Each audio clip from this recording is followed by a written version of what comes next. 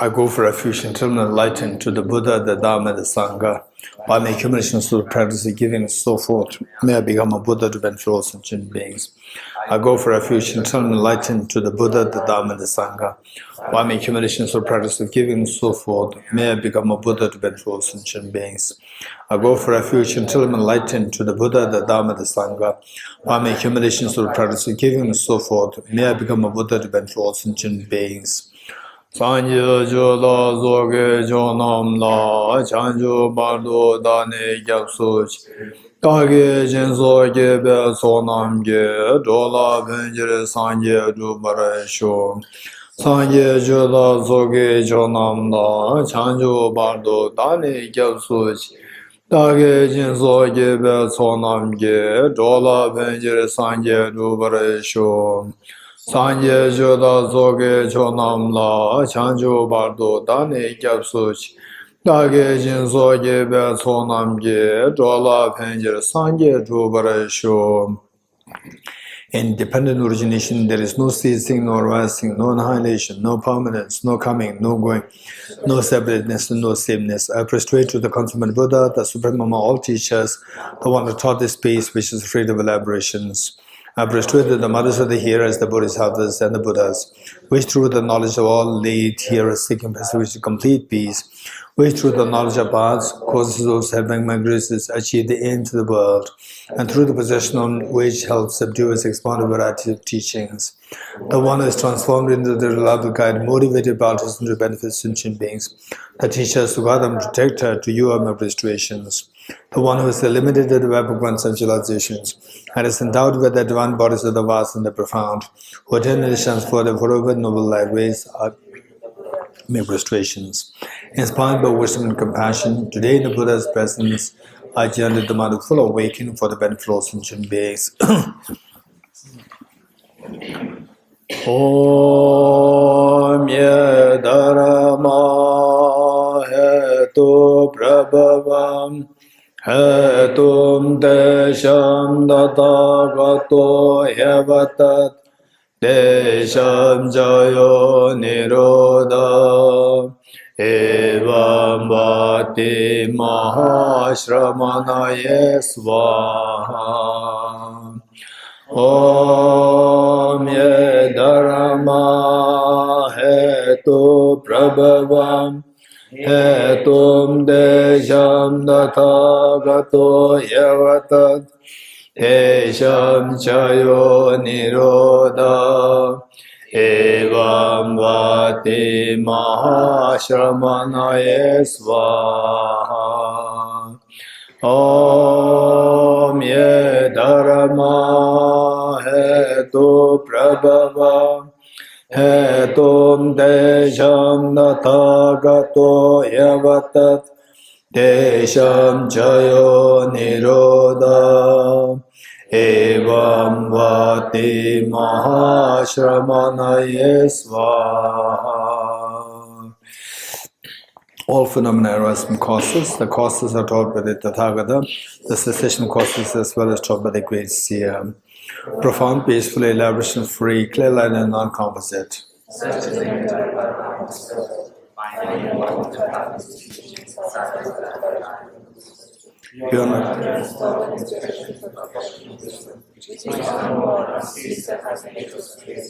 It is the object of recognition of the realized wisdom. To do the honor of the Buddhas with 3 times by all forms of things are all contaminated things are the nature of suffering. All phenomena of the nature of substances. Transcendent power of his peace. The Gurus of Islam, the Gurus of the Gurus of Sangha. Gurus of souls, everything wholesome. I go for refuge in the Guru. By the sound of the vibrant drum of Dharma, you liberate all beings of miseries. I beseech you to kindly remain and give teachings until the end of the expanse of billions of eons. The Buddha does not watch the negativities of beings, nor does he remove their miseries by his hands. His spiritual realizations are not transferred to them. It is by teaching the truth of the suchness that beings are liberated. With wholeful ends, I beseech the Buddhas of all directions to shine the light of Dharma in misery's gloom. If attached to this life, you are not a spiritual practitioner. If attached to samsara, you have no renunciation. If attached to your own self-interest, you have no bodhicitta. If there is grasping, you do not have the view.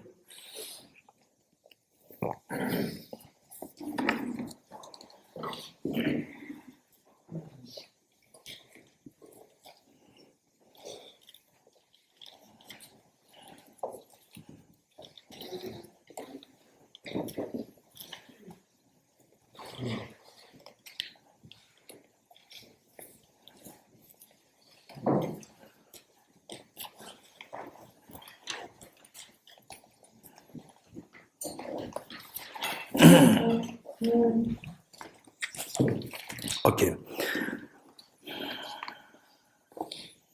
Where did we leave yesterday? Thank you. Essential identified object negation. We have to identify object negation so well. So what we said is that yesterday, I said that. Let's say that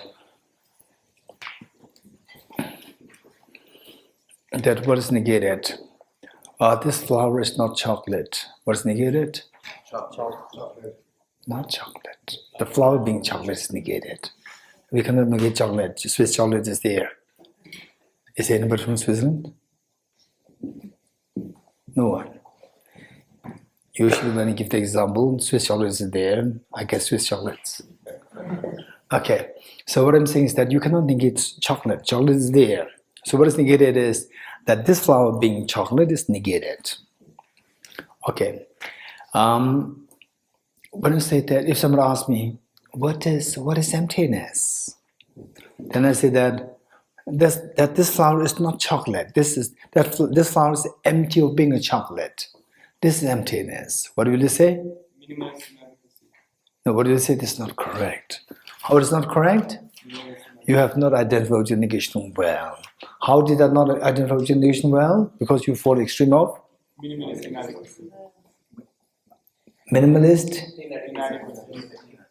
Inadequacy. Minimalist inadequacy or maximalist inadequacy? Minimalist? Minimalist. Because? Why do you say minimalist? Because you rejected less than what is to be rejected. Right? You rejected, say this, okay, in your mind, you come to know that this flower is not empty of being chocolate. So how many of you know that, resents? We all know that. But still you have not understood the real emptiness. What's the real emptiness? That this flower is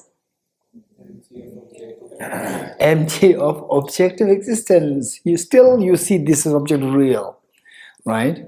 So you have not rejected the objective existence yet. So therefore still there's something left. It is inadequate. What you rejected is inadequate. This is minimalist inadequacy. Okay, let me say, okay, so you ask me, this is not a good emptiness. This is not real emptiness. So tell me what is emptiness. Then I changed my mind. I said that what's emptiness is this flower? That this flower is empty of being permanent. You getting? Earlier I said this flower is being empty of being a chocolate. So that you prove that is wrong. So now I changed my mind. I say, okay, I'm sorry. So what's emptiness of this flower? That this flower is empty of being permanent. Correct? Not correct. Correct. Correct? Correct? Anybody who would say no? Not correct? No one. Emptiness, that this flower is empty of permanent, being permanent. That's not emptiness of the flower. Why not? Because you have not identified the object negation well. How not? Because I fall into the category of the minimalist inadequacy. How? How?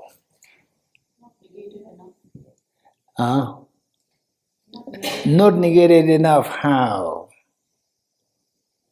How? How? You have not identified the object of negation. How? I'm confused with this young boy, Ashwin. He said that it's correct emptiness, he said, and now he's saying, raising his hand. Well, you change your mind? Ashwin, you change your mind, or you change your mind, or you can change your mind?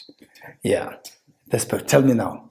I think you're negating it of existing permanently, but you're not negating it of existing objectively. Good. So what's the difference? What's the difference? You can exist objectively and impermanently. Over there? Yes. In order to reject, we are neglecting the entity. Reject what? The objective existence. Okay, to reject the objective existence of the flower, then? So we have to stick to the entity. Now we're comparing it to the chocolate. So No. Chocolate is finished.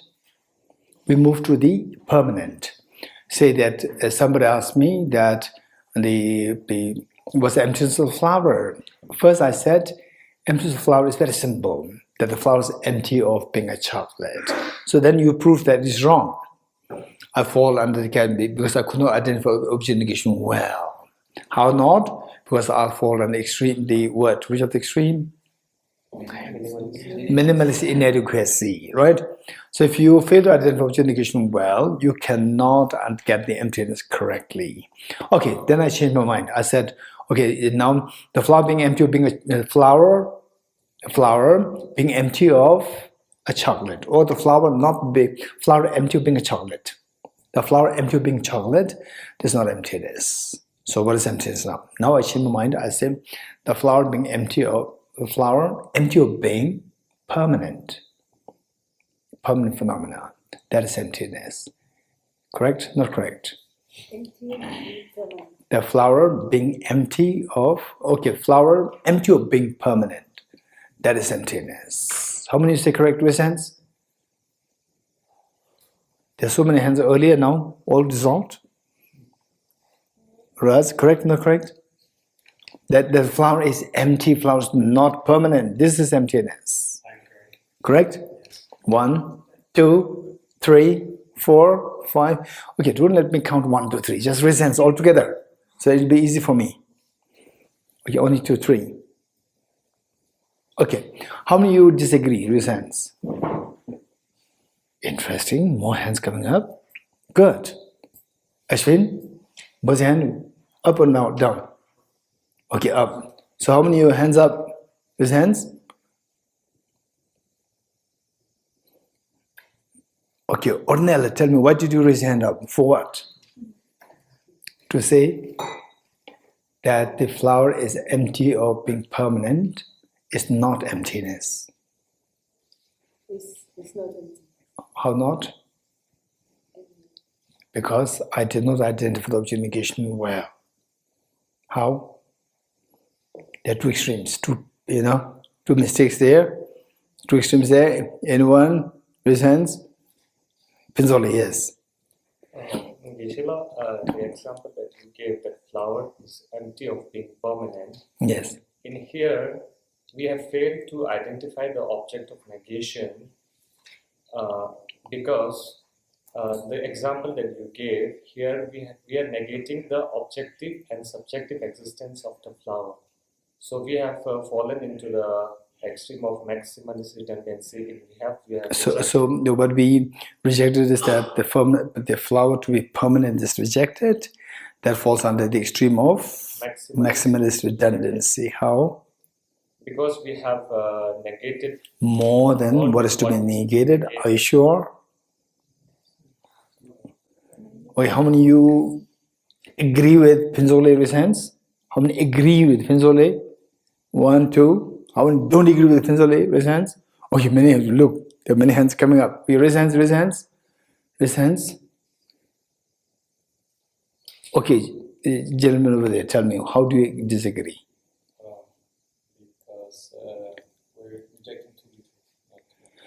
It is not, we're not rejecting, we're not, what is that? It's not maximalist redundancy. We don't reject more, we reject less. How to decide? There are two traditions now, right? Pensoliism. And what's your name? A gentleman, what's your name? Tundubism. So now there are two isms coming out.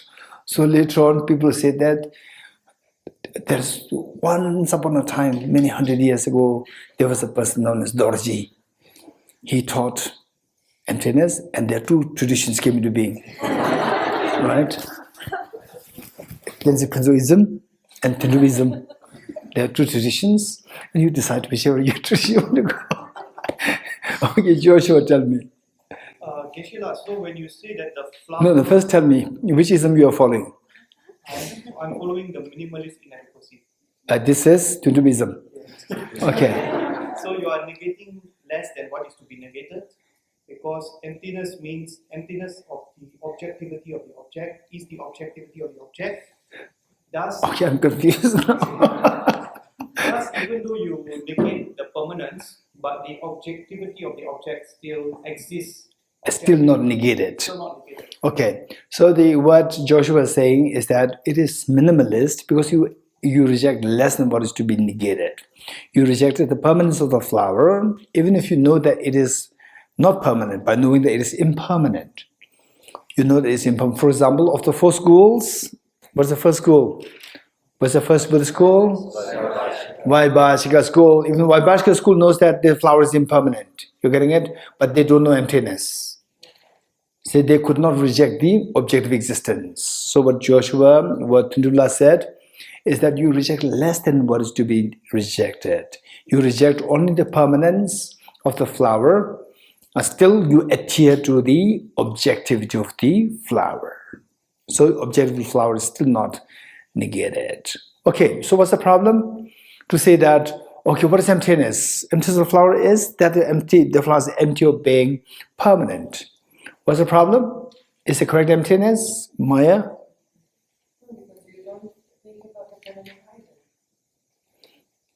Okay, how? So do you mean to say that permanent phenomenon is not dependent on arising?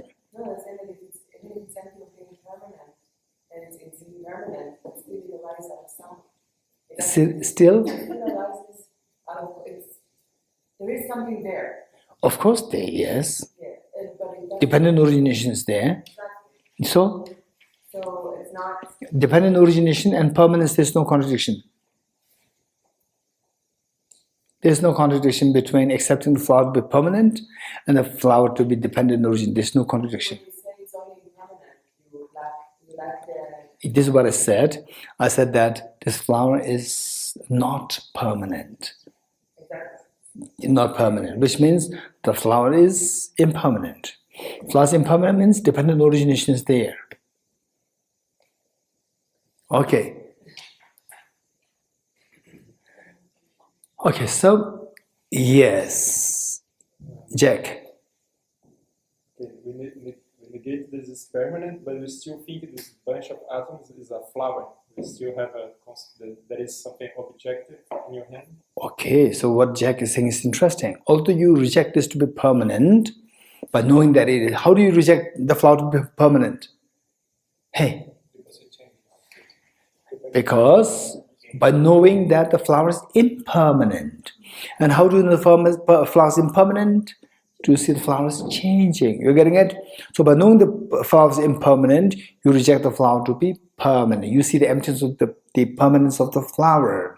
But still you see the flower as from the object. Although you have already rejected the flower to be permanent, still you see the flower as object real. From the atoms, there's something, there's a flower there. You getting it? Okay, so then what is emptiness? So the two versions that I proposed, you rejected this to be emptiness. So what is emptiness according to you? Emptiness of flower. What is emptiness of flower? Hey, no one. What is emptiness of flower? Empty of being objective reality. Perfect, Gadi. Thank you so much. The flower being empty of objective reality. This is emptiness of flower. So here, we should identify the object negation so well. So the example that, Yeah. okay, I'm glad. Okay, example that my teacher gave, very interesting. My teacher, the Venerable Geshe Dorji Damdul, in fact, his book is there in English on emptiness and also on Bodhicitta. Buddha there. On emptiness, it is harmony of emptiness and dependent origination. This is his book on emptiness, harmony of emptiness and dependent origination, by Venerable Geshe Lobsang Gyaltso. Venerable Geshe, harmony of emptiness and dependent origination. He's a brilliant, amazing, brilliant scholar, a practitioner, a real Bodhisattva. Harmony of Emptiness and Dependent Origination by Venerable Geshe Lobsang Gyaltso. Gyatso. Geshe Lobsang Gyaltso. Okay, and his book on Bodhicitta, the title is Bodhicitta. Bodhicitta, the awakening mind of enlightenment. This is the subtitle. The main title is Bodhicitta. Bodha just masterpieces. Okay, so there one day, actually I was not really doing the class on emptiness. I was just very junior, but I was so curious to know about emptiness. And one day, and he was also the principal. He passed away. He was also the principal of the Institute of Buddhist Dialectics, which is right here from where I was graduated. And I went there to ask him about emptiness. Then he gave me a very interesting example. He said that let's say that say here, in the middle there's one line there. In the middle there's a line, and he said you just draw a line on a piece of paper, and then you roll a marble. You roll a marble from distance. You roll a marble, and the marble should sit on the line, and it should not go beyond it. It should not go less than this. It must reach there, which means it should not be less. Reach there, but don't overshoot. Sit there. If you overshoot, this is over negation. If you don't reach there, it is inadequate rejection, negation. You getting it? So, and the line will not say that I'll hold you. The line will not hold the marble. So how should you make it happen that the marble actually sits on the line? How to make it happen? Anyone? Any idea? Raise hands. Yes, over there. Say it again. You should be extremely precise. The precise in holding the paper. You should be extremely precise in holding the paper. Precise in rolling the marble to cross it. Then? No, precise has many connotations. Precise to cross the line, or precise not to cross the line? Both. You do both. You have to add this. You're getting it? Precise simply doesn't mean anything. You should be precise. Precise in what? Precise in shooting it above the line? Or precise is not hit the line? Or precise in hitting the line? What do you mean by precise? So this is where the articulation is required. You're getting it? So if you are to teach later on, your students will have many divisions, many systems. Some students will say that maybe Tilok will say that precise in shooting above, overshooting it. Right? And then Tilokism will come. Then the Ornella will say that no. It should not hit the line. Then Ornellism will come. And then what's your name? Gentleman. Oh, Luis. Huh? Luis. And Luis means no, it should not be overshoot, it should not go beyond, it should be just on the line. It becomes Luism. So from you, so many divisions come. You must have the articulation. You're getting it? Precise, the rolling should be so precise that it hits a line and stays there. Right? So how to do that? Yes.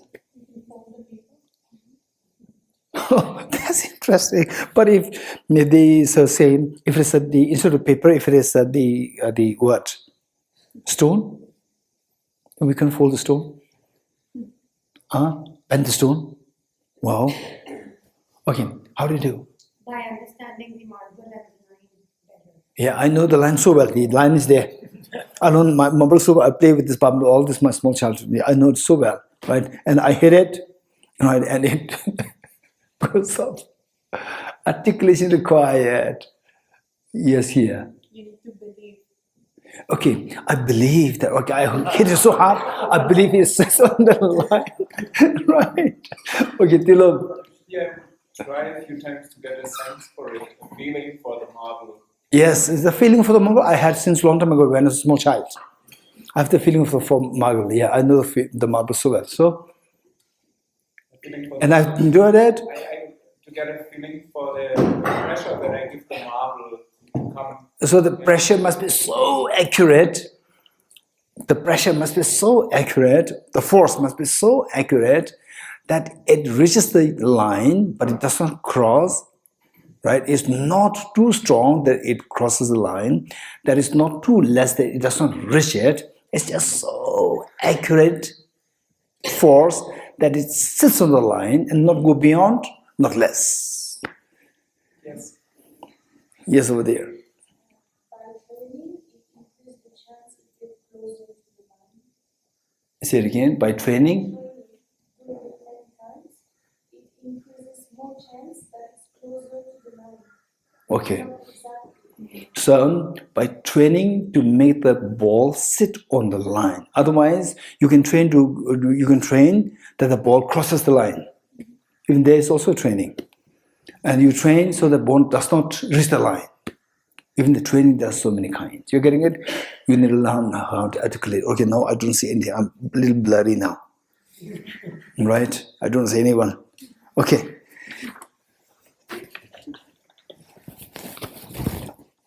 Okay. So with this, now tell me what is the object of negation now of the emptiness? The object exists. Yes, Ras. Objective reality. Okay, good. Look. What is object of negation of emptiness? Objective reality, or inherent existence, or intrinsic existence, or true existence, or absolute existence, or ultimate existence, right? So these are all synonymous. So objective existence. Next question. What do you understand by objective existence? Reasons. Okay, Chunila. Objective existence is existence of an object from its perspective. It doesn't have any subjective existence. Objective existence and no subjective existence. This is like saying, right? Oh, this is not yours, this is mine. It exists independently. Anyone else? Over there. Yes, gentleman over there. Your name? Kartikeya, yes. It exists on its own without any dependent origination. Okay. Something which exists on its own without any dependent origination. Anyone else?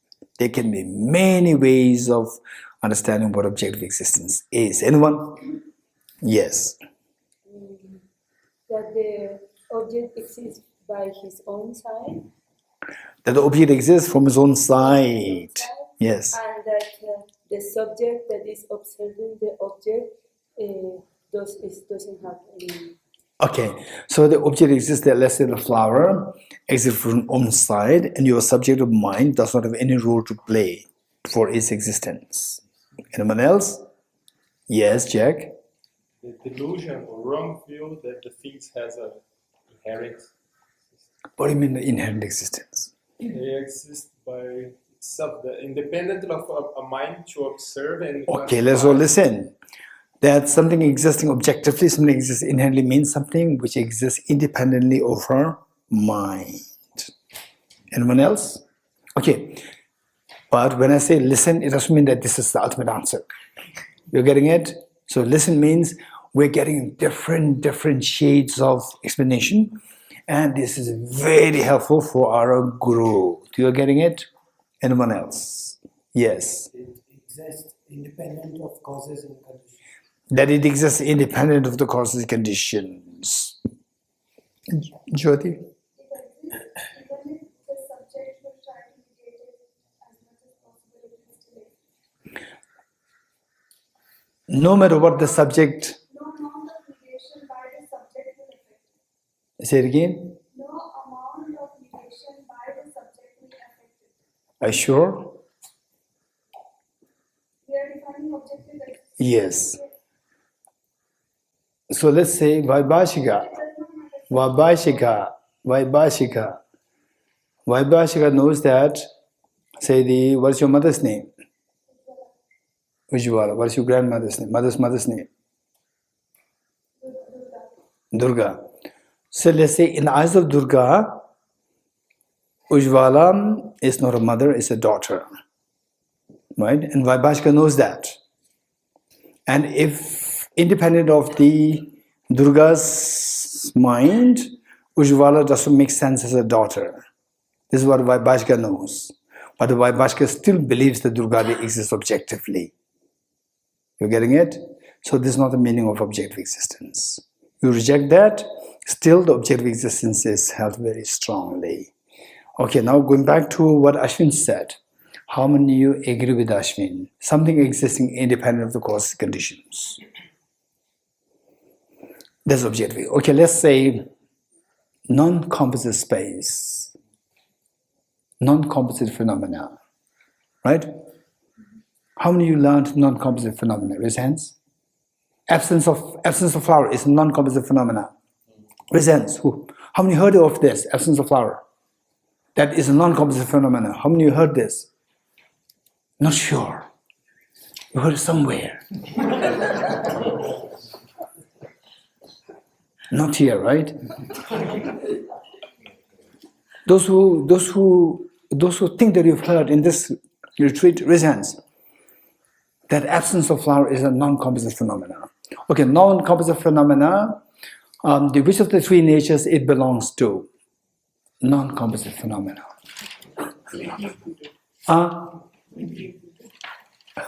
Non-composite phenomena. What are three natures? What are three natures?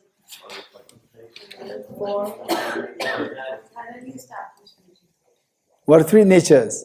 Other forces, Other factor or forces. Then? Thoroughly established. What are the three? I gave you three. I want three. Imputed nature, other power nature, and thoroughly established nature. Okay. Today, if you look down, I don't mind. You're getting it? Okay. Tell me. You look in your notes. Okay. Tell me what are three natures? Imputed nature, other power nature, thoroughly established nature of the three natures. Tell me, non-composite phenomena, which of the three natures it falls under? Thoroughly established nature. Anyone? Imputed nature?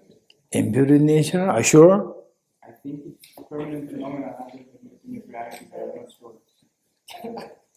Who's sure? Kabir is sure. Are you sure? Who's sure? Imputed nature. How is it imputed nature?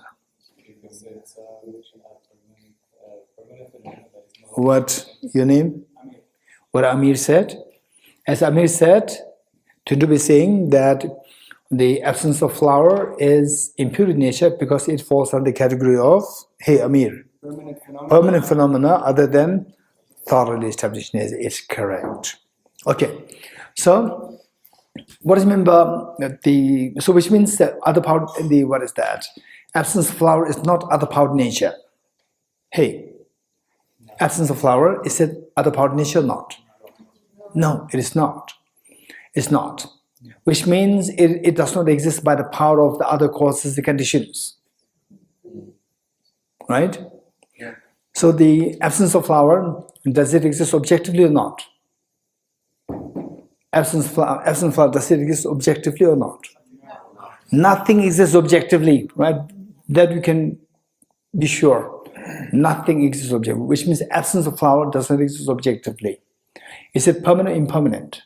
Impermanent. Absence of flower. No, it's not permanent. Is it permanent? Is it other powered nature or not other powered nature? Not other powered nature. It does not exist by the power of the causes and conditions. You're getting it? So you know that the absence of flower is empty of dependence on causes and conditions. You know that. And how we know the absence of flower is empty of objective existence? Which means that you reject the absence of flower to be dependent on causes and conditions, but you cannot reject it. But you still don't reject the flower to be empty of objective existence. You still don't reject the flower to be objective existence. You're getting it? So therefore, this is not a good understanding of objective negation. They say the independent of causes and conditions is not the meaning of objective existence. Because with the absence of flower, for non-composite phenomena, okay, let me repeat it again. When I identify objective negation, so what do you mean by objective existence? Ashwin said, what did Ashwin said? Objective existence. What's the meaning of objective existence? What he said, anyone? Existing? Existing? Not dependent on causes and conditions. That's what What is the meaning of, okay, Ashwin, don't say anything. What is the meaning of objective existence as per Ashwin? dependent on causes and conditions. Dependent arising, right? So dependent arising, is it objective existence? Is the meaning of objective existence? No, I asked what's meaning of objective existence. So you are now saying that dependent arising, is it? He said no. But you said you rejected. Okay, so in other words, be a good listener. I did not ask what's the meaning of emptiness of objective existence. Then you can say, if the meaning of emptiness of objective existence, you can say dependent arising. But the question asked is, what's the meaning of objective existence? I did not ask the meaning of the emptiness of objective existence. You're getting it? So what's the meaning of objective existence? What's the meaning given by Ashwin? Existing independent of cause and condition. Existing independent causes and conditions. Did you say this, Ashwin? Okay. Is this the meaning of objective existence? No. No. Okay. Now let us all listen. How this is not the mean. Okay. This will help us to sharpen our intelligence. You're getting it? These are things which will make sure that you don't suffer from dementia when you grow older. Right? Did you get lost a little bit? Did you lost means there's some synergetic connections are missing. Right? Now learn this, synergetic connections are built. And this will reaffirm your memory power. Right? So later on, you don't have to worry about dementia. You're getting it? This is how we build our memory power, build the synaptic connections of your neurons. Okay, so what did Ashwin say? Anyone? Raise hands, raise hands. All those who understood what Ashwin said, raise hands. Raise hands. Raise hands. Raise hands. Okay, the girl over there. Yes. He said that it's independent of causes and conditions. Is what? Is a ball? Is a football? Independent of objective exists, independent of course conditions of the meaning of football. Say it again, complete, give me complete. Objective reality is independent of causes and conditions. Good. So objective existence means what is independent of causes and conditions. You give the full, right? Okay, good. How many agree with, what's your name? Okay, how many agree with what Aditi said, who quoted Ashwin? Huh? Ashwin, raise hands, or you agree, not agree? Okay. So how many of you say that this is not the meaning of objective existence? Independent causes and conditions is not the meaning of objective existence. Raise hands. Okay, tell me. You want to share with us how it is not how it is not the meaning of objective existence? Okay, don't worry. Yes. The problem of identifying the object of negation. Yeah. Minimalist inadequacy. Oh, this says minimalist inadequacy. How many agree with Lisa? Raise hands. Okay, many of you supported you. Many. Okay, is there anybody who likes to explain what Lisa said? Explain, not quote. Yes. When you're getting only part of objective existence, but there are counterexamples, like the absence of flower, which are independent of causal conditions, but nonetheless empty of objective existence.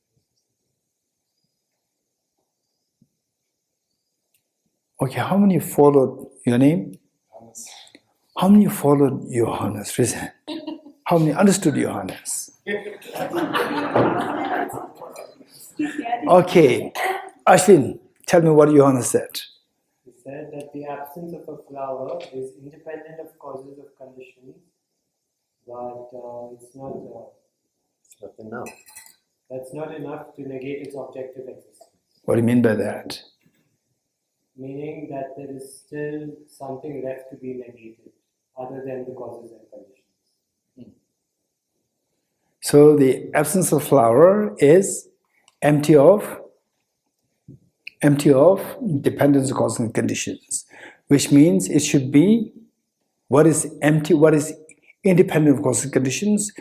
If you say it is objective existence, then absence of flower should be objective existence because it is independent of causes and conditions.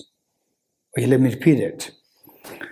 If you say that what's the meaning of objective existence? If you say what is independent of causes and conditions, that's the meaning of objective existence. How many understood this? Raise hands. Jack, understood? Not understood? Understood. Okay, good. If you say that objective existence means what is independent of causes and conditions. So, absence of flower is independent of causes and conditions because it is not dependent on causes and conditions. So, if it is independent of causes and conditions, then it should be objective existence, which means the absence of flower should be objective existence, but in reality, there's nothing existing objectively. This is a contradiction. Okay, how many understood this contradiction with hands? Okay, how many of you could not understand it before, now understood the raise hands? So these are the people who have new connections, right? You understood? Very good. Okay, raise hand those who think you have understood it. Okay, who likes to give the answer? Who likes to give the answer? Okay, Raz. So, objective existence is not the independent of? Is not independent of causes. It's not the meaning of independence of causes conditions. Why? Because it is inadequate, minimalist inadequacy. How? There is not enough information because if the absence of flower suggests it is empty of? It is empty of the causes and conditions. Yes, and yet it is not? Yet it is not objective existence. As per what Ashwin said, it should be objective existence because it is, he defined that as objective existence to be independent of causes and conditions. Whatever is independent of causes and conditions should be objective existence. So absence of flower should be objective existence because it is empty of causes and conditions, whereas it is not true. How is it not true? Because the absence of flower is not dependent on causes and conditions. Nothing exists. Because nothing exists objectively, right? According to Ashwin, absence of flower should be objectively existent, but nothing is objectively real. Okay, wonderful. Joe, do you have a question or what? Yes. So Krishna said objective existence, we just discussed the definition that objective existence is independent of causes and conditions, and then we contradict saying that, but nothing exists objectively. nothing exists objectively, so nothing. But when I give an answer that you basically have to keep negating, or basically no matter how much the subject negates, it still exists. Why was that answer not correct? I know I'm saying from a different perspective, but I'm calculating this equation from the point of negation. To negate until there is nothing left to negate, and that would be basically the emptiness of that object. I couldn't follow you. We said two things about the objective existence, right? One, it says that it is dependent on causes and conditions. Okay, you give your thought, tell me. Yeah, I'm saying my thought. What is objective existence? I'm saying objective existence, it does not exist because nothing exists. No, we are not talking about it exists not. If it does exist, what it should be like. If it does exist, it will be independent, or it will be dependent on causes and conditions. Even objective existence will have to be dependent on something, right? If you say, Okay, so let's I think that you are getting a little confused. You try to formulate your question again. You come back again. So at the initially you are saying you keep going like this analysis, you can find nothing. And now you are saying that independent of cause and condition is something. It is very different. So you formulate your question once more and come back. And first of all, you have to tell me whether it's a question or whether you are responding with somebody else. Is it a question or response to somebody else? What's the question? What's the question? No, question to what answer? No, you do not answer. Which answer? Whose answer? Your question to your answer. your question, my answer, which you said is wrong. First time what I said is this question or the answer? And you said it's question. So question to what? And you said question to the answer. Question to why you rejected my answer. Okay, let's do it again. Let's do it again. Okay, I'm really confused. It's not because that your question that why your answer is wrong. This is not wrong. I'm confused. It's my mistake. It's not a mistake. Okay, let's do it a little later. Okay, let's do it a little later. Okay, later because I'm confused. It's not you. I'm confused. Okay, let's do it later. Okay. So with this, yes. Can I say that anything which is not marked by gross impermanence as well as subtle impermanence is objective? Something which is not grossly impermanent and subtly impermanent, that is the meaning of objective existence. Okay, all permanent phenomena, are they objectively existent? Because they are empty of being grossly impermanent, subtly impermanent. Permanent phenomena, are they objectively existent? Are they yes, no? Can I speak more than one language? Okay, but what you said, are you going to change your mind? You feel free to change, but you have to admit it. If you don't admit it, I will not let you speak. I'll change my mind if after this line I feel You change or not? You change your mind or not? Or you stick to what you said? I've already changed, but I need just a clarification. What you said is objective existence. It means something which is devoid of gross impermanence and subtle impermanence. Is this the still position or you've changed it? I need a clarification. Okay, clarify. And then I will change. Yes, no need to change actually. Yeah. So the clarification that I need, Yashila, is that when we say permanent phenomena, and that was also a question I posed, that you said that an absence, it's an if I do not have right now, I have absence of flower in my hand. But And the you, moment a flower comes, yes, the absence actually it's goes. gone. But then you said that because it's in that time interval, the absence was there. The reason it's being permanent is because it's not changing momentarily. So the conclusion that I derive for myself from there is that the hallmark of something being permanent or impermanent is actually the subtle impermanence. Yeah. So in that sense, let's say if the if I see this absence of flower, in my current understanding, it is still marked by gross impermanence, because it comes into being when I think about it. Okay, so this is not about objective existence. This is about your, say, the question on the disagreement about the meaning of impermanence. You're getting it? This is not about objective existence. This has to be sorted separately. So in yoga, what you're saying is that even the absence of flower, the moment the flower comes in, absence of flower disappears. Even the absence of flower, the continuum is terminated. That falls in the category of gross impermanence. This is what you're saying. This is a different debate. You're getting it? This has to be solved separately. If you don't solve this, you cannot talk about the objective existence for the time being. So don't mix the two things. Okay, your thing is a very serious matter. Yes, did you all follow what Kabir is saying? This is a very important point. Say absence of flower, and of course, what we did, we just how many days we did? 3 days, 2 days or 4 days? 4 days. Okay, so what we did in 4 days, in fact, to be very honest, although sometimes we seem very slow, but we are going deep into the concepts. And we can't expect this concept to be understood within 4 days. You're getting it? So your job is don't just what Kabir said. Some of you may think that he's already explained before. Again, he's bringing up the sin. No, that's not that easy.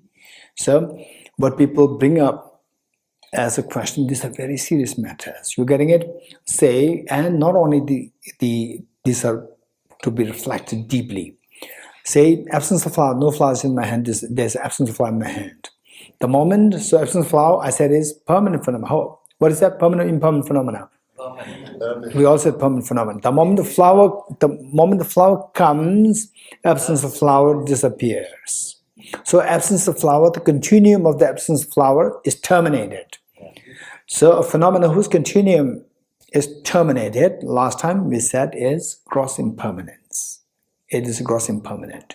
So absence of flower should be gross impermanence, because the moment the flower comes in, continuum of the absence of flower terminates. So it should be, why not? It is a gross impermanent. If it's gross impermanent, it should be impermanent. If it's impermanent, it cannot be permanent. So we said that all absences are permanent. So this is what Kabir is bringing up. Although it has nothing to do with objective existence, concept of objective existence, but this is a very serious discussion. You're getting it? Okay. What answer did we give to this? Anyone who remembers? Raise hands, those who have the answer. Raise hands. 1, 2. Not others? 3, 4. Okay, let's over there. Permanent is not eternal. Permanent is not eternal. Doesn't have to be. Permanent doesn't mean something lasting long or something eternal. But how do you say that absence of loss is permanent? How?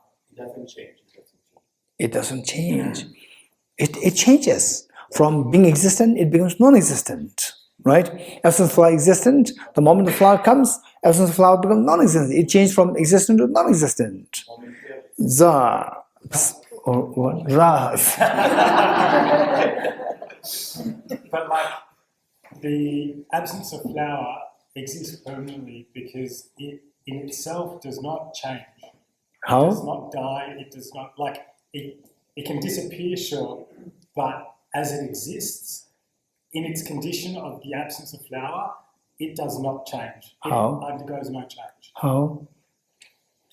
Because it's not substantive. There's no substance. The lady there. What's your name? Teddy. It's Teddy, like a teddy bear.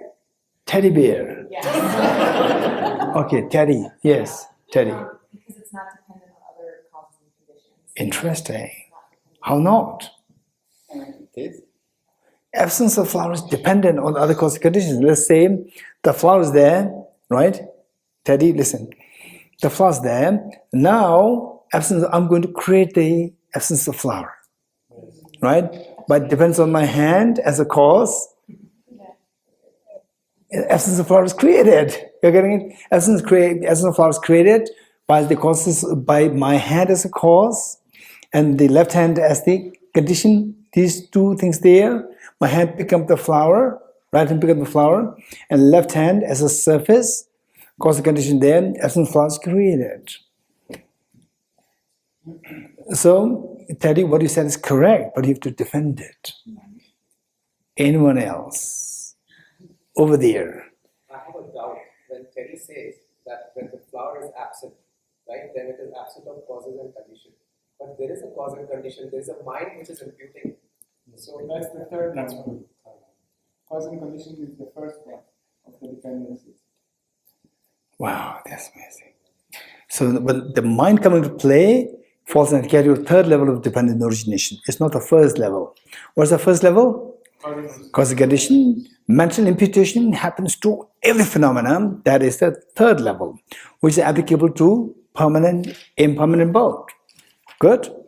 Whereas the causal condition is applicable only to impermanent phenomena. Good. Okay, Raz, what is that hand? Is that to support, disagree, question, answer? Finish my answer from. You didn't finish. No, I didn't. Like with the permanence of the absence of. Absence of flower, how is it permanent? Tell me. Because it has no substance, and so therefore it cannot. Why, if it doesn't have substance, it should be permanent? Why? It is permanent because it has no substance. So why? If it doesn't have substance, why should it be permanent? Pardon? If it doesn't have substance, why should that be permanent? Because there's no substance for it to be. Okay, did you all follow what Raz is saying? That the absence of flower is permanent because it doesn't have substance. So what's my question? Something which doesn't have substance, why should that be permanent? That's my question. Because there's no substance. And then also my question to you is the elephant in this house. Yes. Is it permanent? Yes. Huh? Oh, at least don't say this outside this hall. You getting it? When you go to Australia, don't tell people that the elephant in my pocket is permanent, right? No. But because I learned it from Tushita. From whom? Geshe Dorji Damdul. You getting it? Don't leave Tibet. Don't leave Tushita. Don't leave Tushita as long as you say that elephant in this house is permanent. Don't leave. Right? Don't go to Australia. No. Yes. I would say that permanent and impermanent are properties of existing things and something. Okay, listen, what did you say? The basic criteria to say something is permanent, impermanent, it should be, in the first place, it should be existent. You getting it? So elephant in this house, it does not exist. So we cannot describe this as permanent, impermanent. You're getting it? Elephant is a, let's say, on the, okay. Let's say, the son of Barack Obama. The son of Barack Obama. Is he boy or girl? Don't discuss a boy or girl. It does not exist in the first place. You're getting it? So to speak about permanent, impermanent, it should be existent. This is the first criteria required. Good. Okay. Now we cannot spend like days and days on object negation. Then we cannot have the emptiness, no bodhicitta, nothing. You're getting it? Okay. So what we do is that, what is objective existence? What we learned is that, Amir? Yes? Okay. We're asking. Okay. What is objective existence? I say objective existence is phenomena that exists. It's connected to permanent. Objective existence is it means a permanent phenomenon. Is that what I'm saying? Yeah. Okay, the Gadi is saying that objective existence means a permanent phenomenon. Is this a correct identification of objective negation? No. Huh? Hey, Gadi, many people are saying no. How not? Anyone? How not? Anyone? There are two hands coming up. More hands? How not? It is a minimalist redundancy. How many agree with Karthikeya? How many agree with Karthikeya? Minimalist redundancy. Okay, your name? Karen, tell me, how is it minimalist redundancy? Okay, Gadi, listen. She's saying, Karthikeya is saying that The permanent objective existence means permanent phenomena. So when you negate this the permanent phenomena, you are not negating enough. It's not object negation because it is not, you fall under extreme of minimalist inadequacy, right? Yes, Kartikeya? Minimalist inadequacy, because you reject less than what is to be rejected. Even after rejecting this, still you are left with objective existence.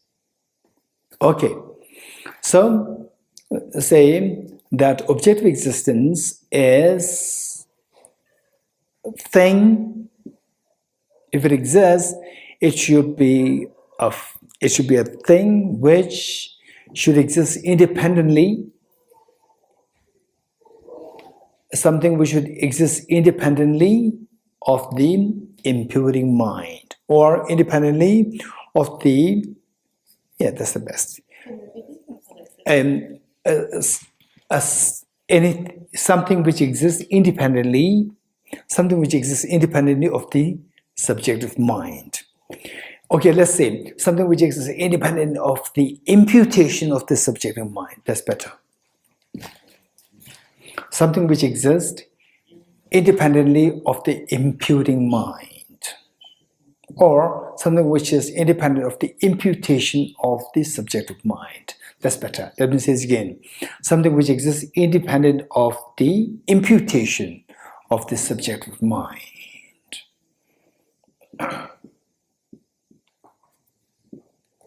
Okay, which means from this we get understanding that in the first place we said that nothing is objectively, right? So which means everything exists by the imputation of mind, yes? Which is purely subjective. If it is by subjective, yes? Subjective, which means nothing exists from the object. Okay, now if the flower, does it exist? Flower, does it exist? Yes. So we're not discussing on whether flower exists or not. We're discussing whether flower exists objectively or not. You're getting it? So if the flower does exist, how do you evaluate that? To see if the flower exists objectively or not. How do you evaluate whether I'm in water or not? From distance, when you see me in water, how do you evaluate? By coming closer to me. You're getting it? So now, to see whether the flower exists objectively or not, how do you evaluate this? Lisa? By going closer. Okay, now be a little technical. Yes, but subjecting the flower to ultimate analysis. What do you mean by that? By the mind which goes closer towards the object. You're getting it? So in your mind, you understand this to say that go closer towards object. But the technical word that we have learned is that by subjecting the flower to ultimate analysis. You're getting, you should be a little technical also. Okay, by subjecting the flower to ultimate analysis. Now, subjecting the flower to ultimate analysis, right? You go closer to the object. Which can go closer, more closer to the object? Your naked eyes or the electron microscope? Electron microscope. Okay, so because we have electron microscope, we can use that. Otherwise, we can use the normal microscope also, right? Okay, let's say you use a normal microscope or electron microscope, whatever, we can use that. And it's not necessary that you use the microscope in the first place. You know that these are made of cells, right? You know that these are made of cells. Okay, so by subjecting this flower to ultimate, okay, now when I say subjecting the flower to ultimate analysis, you have to keep in mind that the mind analysis goes closer by going closer to the object. This is meaning, you're getting it? Okay, don't get lost. So subjecting the flower to ultimate analysis, what we do that is that we end up seeing the cells. Yes? And you go even closer, you end up seeing the chromosomes. You end up seeing the DNA molecules. You end up seeing the atoms. You're getting it? You can go more. You can go deeper. But let's stay there. What do you see now? Just the atoms. You're getting it? Just the atoms. Okay. What's the second essential? What is the second essential? Understanding the emptiness of the being intrinsically one with his power. Okay, all of us say this. All of us say this. What is the second essential? Essential of understanding the emptiness of the object and being one with its part. Essential of understanding the emptiness of the objects being intrinsically one with its parts. You getting it? Okay. Now going too close to the object through ultimate analysis, you end up seeing the, let's say, atoms. Okay. Now, what are you looking for? Why did you come too close to the object? To look for the object, whether or not the flower exists objectively. Yes? To look for the objective flower. You getting it? Okay.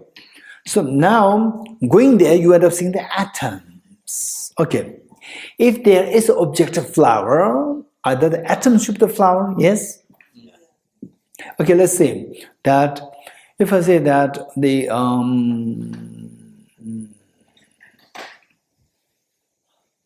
okay, let's say that the, you're looking for,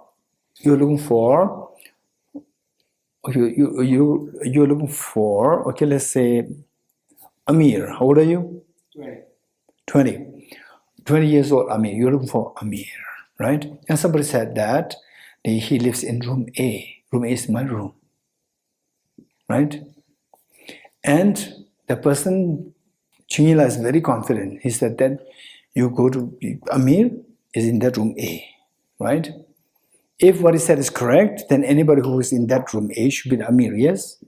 And you end up seeing an old man, 55, not 20 years old boy, right? So then he said that, no, there's one gentleman who is 55 years old, and I learned that Amir is 20 years old, right? Which means what he said is wrong. Yes? Okay. If you say, no, the person inside that room, that is Amir, right? Then I should be the one. You're getting it? Which is not acceptable. So likewise, if the flower does exist objectively, then you find the atoms. Atoms should be the flower, right? And the atoms are not flower because atoms are not beautiful. This flower is very beautiful, right? So this man is not Amir because he's not 20 years old. He's 55 years old. So these atoms are not a flower because the flowers are beautiful, atoms are not beautiful. Yes? Okay. So objectively, you have come too close to the object, you end up seeing the atoms. Now, are the atoms the flower? No. If you say no, which mind is saying this? Hey, which mind is saying that the atoms are not a flower? Conventional mind. Conventional mind or ultimate analysis? Your ultimate analysis says, no, this is not a flower, right? So this ultimate analysis is looking for what? This ultimate analysis is looking for objectively existent flower, right? Now you end up seeing the atoms. No, these atoms are not a flower. I know what a flower is. Flower is very beautiful. These atoms are not beautiful. Okay, now see if the flower is different from the atoms. Okay, how many you can understand that, no, these atoms are not a flower? If you're 100% sure, raise hands. Vasudha? What happened? You are in the emptiness? No, it's just I'm trying to listen. Okay. Too much or you're distracted, right? Listen and you didn't hear what I said, right? Raise hand and you didn't raise hand. You were like this. You were in a coma. Right? And so I'm listening to you, right? Okay. So if you're very sure that, oh yes, subjective flower, ultimate analysis, now imagine as well you are the ultimate analysis. You go too close to the object, you end up seeing the atoms. And which are atoms for? No, none of the atoms are flower. How are you sure of this? Raise hands. If you're sure of this, this is known as, this mind has gone too close to the object, ultimate. Go close to the object, ultimate, to see if there's something from the object. From the object, there's no flower. The atoms are not as a flower. Atoms and a flower, these are not one. You getting it? Atoms cannot identify as a flower. These are not one. If you understood this, you've understood the second essential. What's the second essential? Essential understanding the emptiness of the objects being one with its parts. Atoms are the parts of the flower, right? Atoms are the parts of the flower. So You see the emptiness of the object being one with its parts. Okay. Now, if the atoms are not the flower, remove the atoms to see if the flower is different from the atoms, different from the parts. Remove the atoms, what is left? No, you come too close to the object, you don't go towards the mind, you go towards the object, right? You end up seeing the atoms, remove the atoms, what is left there? Nothing is left there as the flower. And then the Raja is saying absence of the flower is there. Okay, so then nothing is left. You're getting it? Nothing is left. Nothing is left of a flower. Nothing is left of a flower is what Raz called as the absence of flower. These are synonymous. You're getting it? Nothing is left of a flower, which means the flower is not different from the parts also. You're getting it? What are the parts? The atoms. So if the flower is different from the atoms, remove the atoms, they should be the flower. You get it with me? Yeah. Okay. Me and Gadi, two of us, are we different or these two one? Different. How do you know? Remove the Gadi and I'm still there. You're getting it? Remove the atoms and the flower should still be there. So if the flower is not there, which means remove the atoms. If there's no flower left, it means the flower is not not different from the parts. Yeah. Right? It's not different from the part. How many got it presents?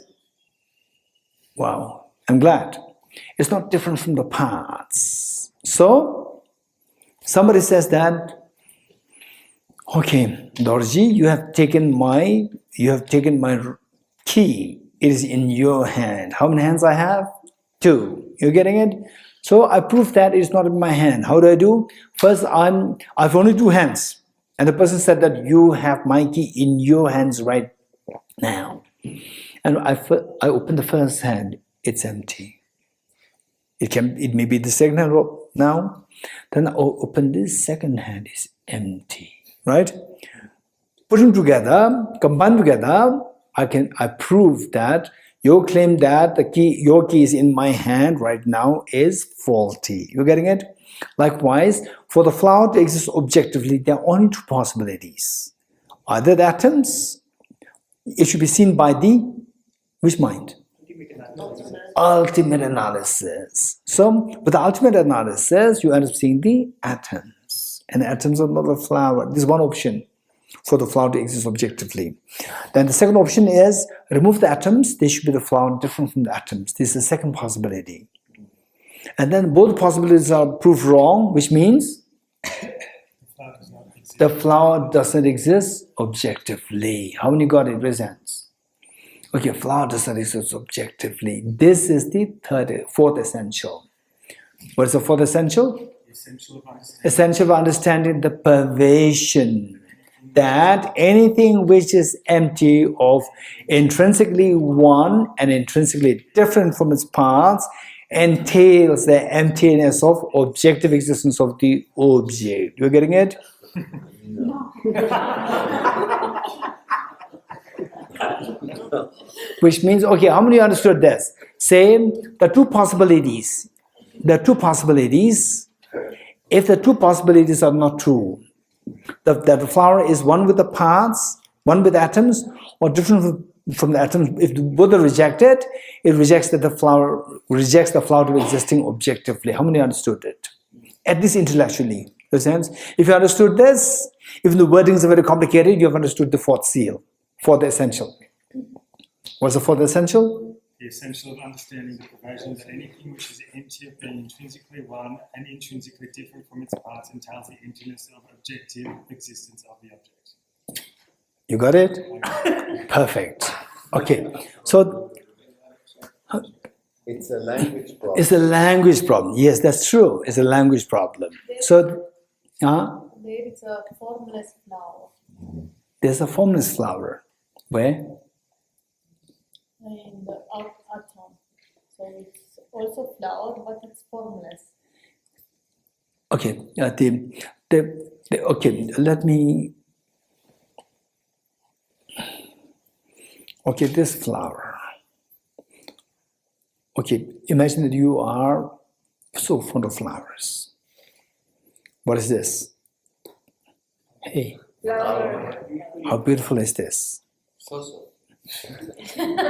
Imagine you are very fond of flowers. Very beautiful flower. You getting it? By saying this, you are wasting your time. You're wasting my time, you're wasting your time, you're wasting the time of all the people. Right? How beautiful is this flower? Very beautiful. When you see this on the atomic level, atoms, are they beautiful? They're not beautiful. So this flower means this flower at 1018 is beautiful flower. 1018, seeing this on the atomic level, there's no beautiful flower there. You're getting it? So there's no flower there. It's not about the formless. There's no flower there in the first place. With respect to the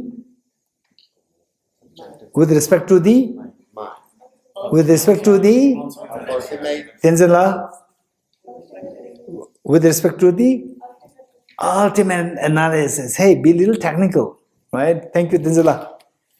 So it's inside of the flower. Inside of the flower. So flower is protecting the atoms. So what is that flower which protects atoms? Is also atoms. Okay. So this, what is your name? Anka. What Anka is saying, it comes to our mind very naturally. You're getting it? This atom, but there's a flower there. You're getting it? Still the flower is there. How many of you get this feeling in your hands? This is what is known as the chronic disease of self-grasping, ignorance of the flower. It's a chronic disease. Huh? No, ultimate analysis. You said it again, chronic disease. Believing that the flower still exists in the eyes of the ultimate analysis, while only seeing the atoms, with respect to ultimate analysis, is the indication of the chronic disease of our self-grasping ignorance over the flower. It's a chronic disease. You getting it? It's a chronic disease. So, how to remove this chronic disease? Okay, how many of you have this? For example, let's say, okay, this singing bowl, say it is not too clean in the sense there are stains there. How to remove stains? Just rub it like this, it will not go away, right? And the only possibility that you have is water and a common detergent. This is the only possibility. So I want this to be extremely clean. I don't mind, right? You take time, it doesn't matter. So how will you make it clean? Clean meaning without the stains. Anyone? Rub it. Scrub it once. How many times? Do you think how long? Until I don't see the stains anymore. Guess how long will it take approximately? One scrub? No. 100 scrubs. 100 scrubs. You don't do over and over and over again. You're getting it? So likewise, say do the same analysis. Objective 1, no. Objective different, no. And then the flower disappears. And then again the chronic disease again hits you back. But still something is there. Now first scrub. Second scrub. Oh, okay, let me do it again. Objective negation. The flower is objectively real. Does it exist? If it exists, it should exist in the eyes of the... Hey, if it exists objectively, it should exist in the eyes of ultimate analysis. Right? Not ultimate reality, ultimate analysis. Okay, now let me subject my mind to ultimate analysis. No, subject the flower to ultimate analysis. Subject the flower to ultimate analysis, again, you end up seeing the atoms. Atoms are not a flower. It's not interesting one with the atoms. No interesting different from the atoms. Where's the flower? It disappears. Second scrub. Again, the ignorance will attack. Again, the chronic disease will attack you. No. Something is there. Right? Something is there. Tara, yes? Something is there. Okay, the second scrub is done. Still the disease is not removed. So this only way how to keep scrubbing this ignorance. And the chronic disease will gradually disappear. Okay, how many of you have taken the antibiotics for tuberculosis? Tuberculosis, TB disease. Jack? No? Tuberculosis? You had? You had tuberculosis? Or how many you had tuberculosis in your life? How many you had tuberculosis in your life? No one? Huh? Huh? No, how many you had tuberculosis? This is my question. No one. Huh? I had tuberculosis about like 13, 14 years ago. And do you know that tuberculosis, how to get rid of tuberculosis? Hey, any idea?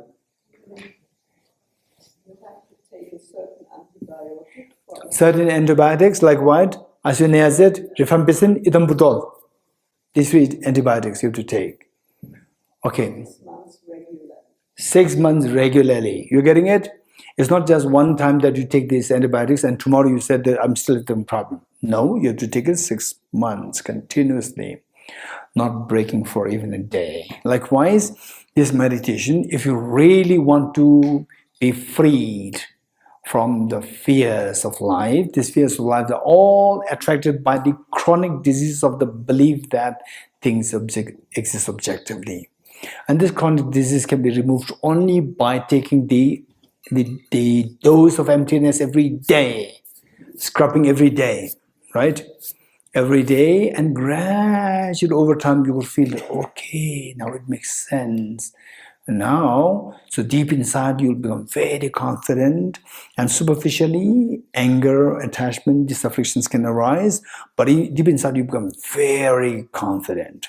And gradually doing more, you'll realize that he say when you are in the grip of anger, you meditate emptiness, instant anger subsides. Instantly, anger subsides. You will feel this effect, and then you realize that it's so precious for us. This is the way by which to get away from miseries of life. Okay. How many of you really love your near and dear ones? Raise hands.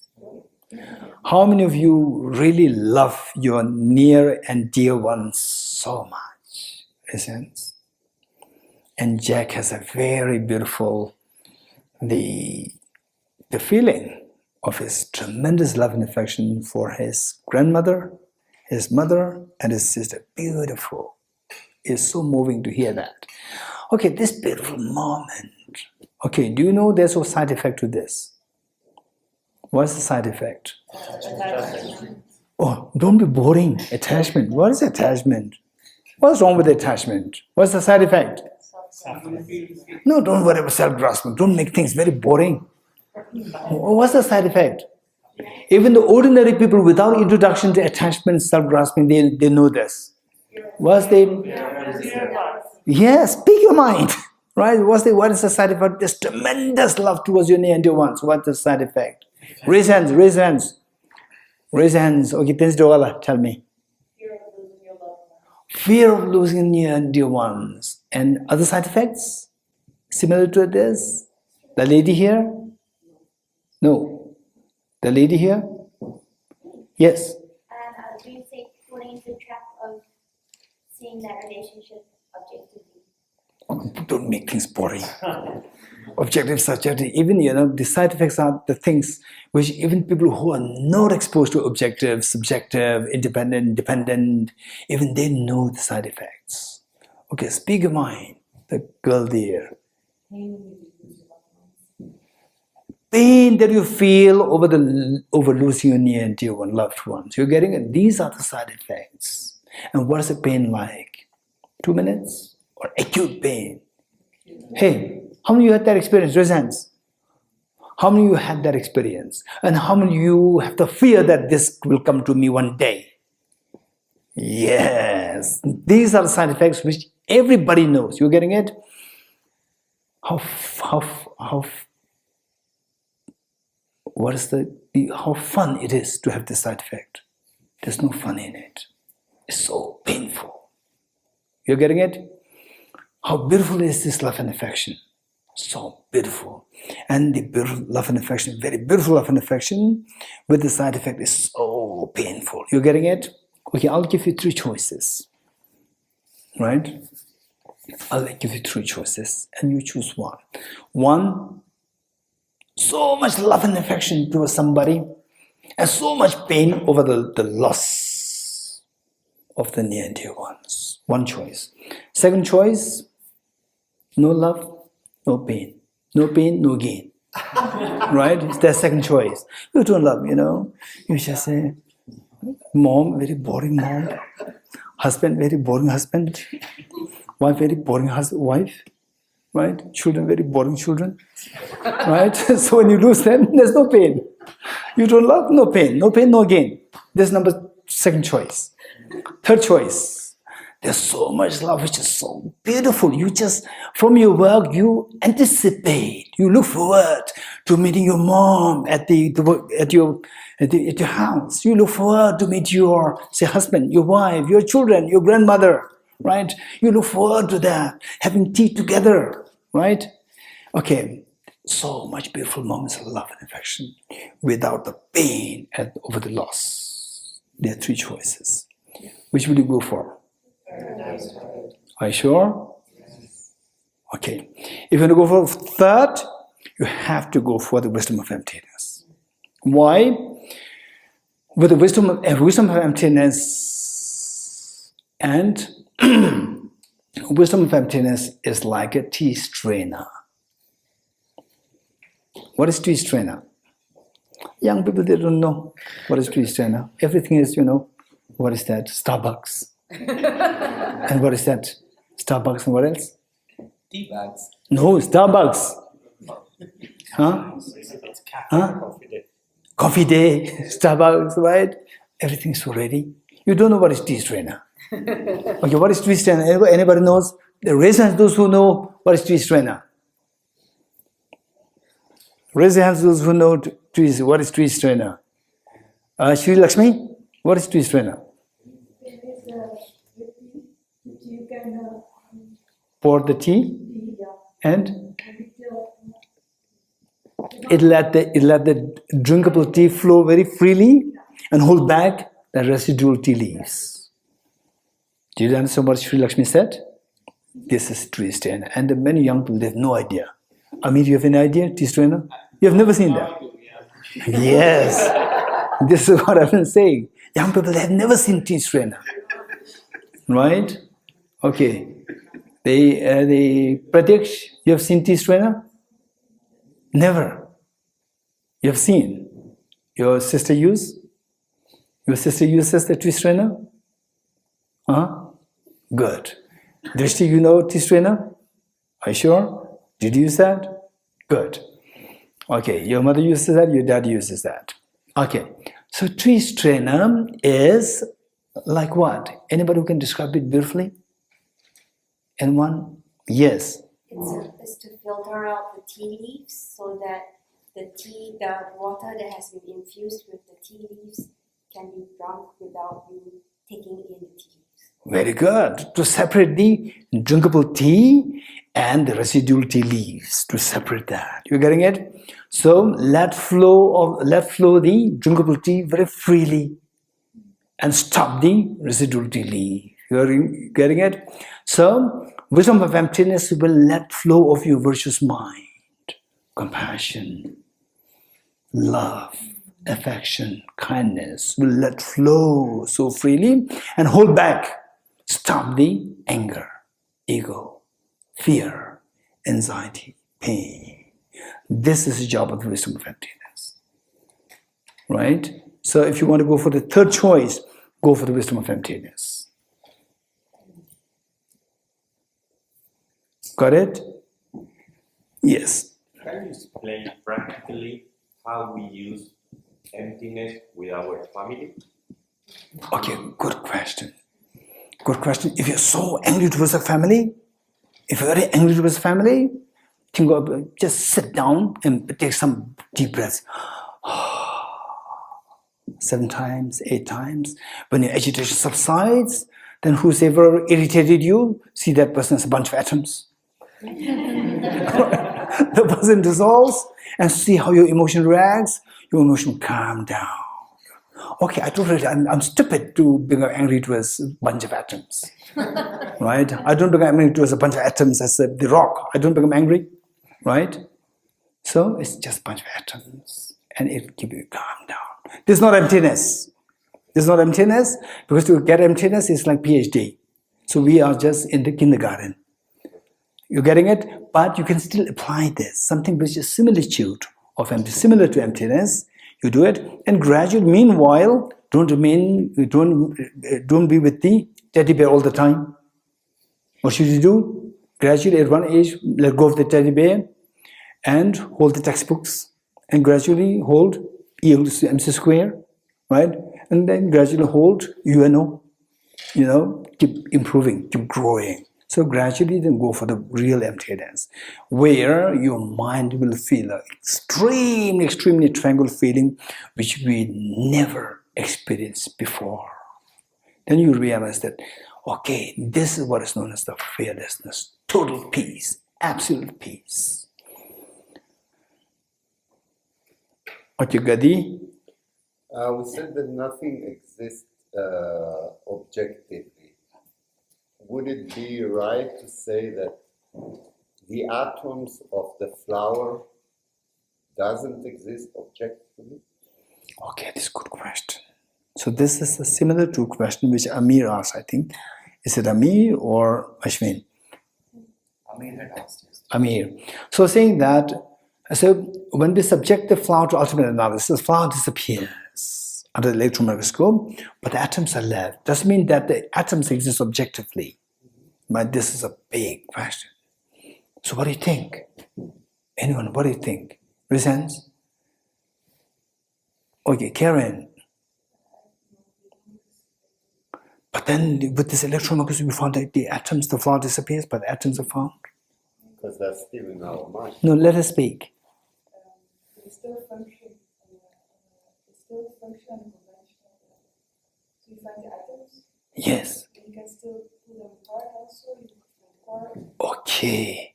So what Karen is saying is that you found the atoms. If the atoms, the way you did to the flower,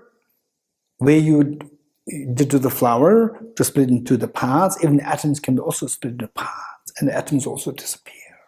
Right? Okay, Jack? They exist, but even the concept of atoms, like the indivisible particle, everything, is just a concept that we create to organize how the things exist. So the atom is not indivisible. Atom is not indivisible. So what the physics is saying is that atoms are not indivisible. Atoms can be divisible because the atoms, you talked about the fission reaction, which means the electrons are split apart. You're getting it? They're divisible. But the quark, so right? The ultimate analysis. Okay, let's say electron. These two concepts that we.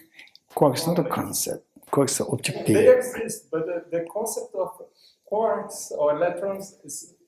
Okay, let's say concept of quark and the quark. I'm talking about the quark. I'm not talking about the concept of quark. Quark, is it objectively real or not?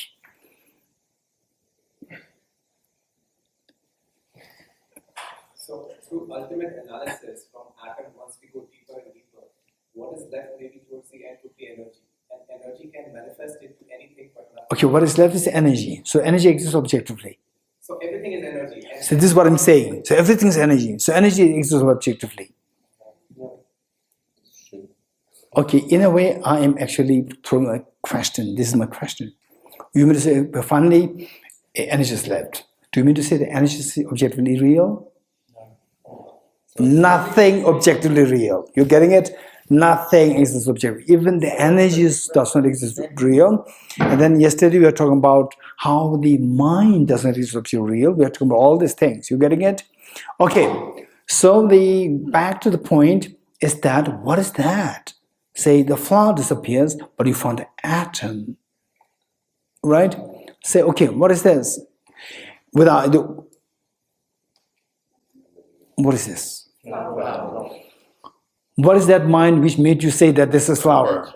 Conventional analysis. You getting it? Conventional analysis. Okay.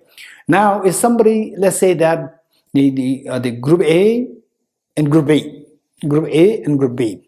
So Group A uses your eye consciousness, or in other words, conventional analysis, and Group B uses ultimate analysis. Okay. I ask Group A, what is this? Group A uses conventional analysis. What is this? Flower. Group B, what is this? Okay. So Group B, with respect to the flower, will you say? No flower. Right? With respect to ultimate analysis, no flower. Hey, Group A, what is this? Flower. Group B, what is this? No flower. You're getting it? No.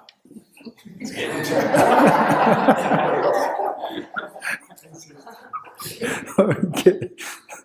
Okay. No flower. Right? Okay. Which means, are they wrong? No. There's no flower, but there's flower there. It's a difference in the mind dimension versus Very good.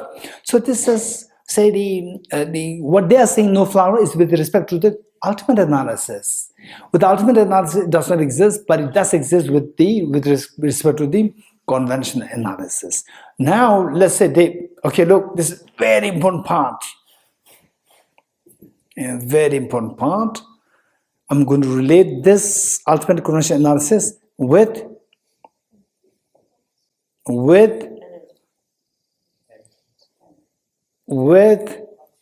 entities, the concept of entities and the isolates. Okay. Okay, we'll stop here because I can see that people want to go for Loop. Okay. Yes. Maybe could you explain what means pervasion? Okay. Because maybe in the Okay, what is pervasion? What is the fourth seal? What's the fourth what? Seal? What's the fourth essential?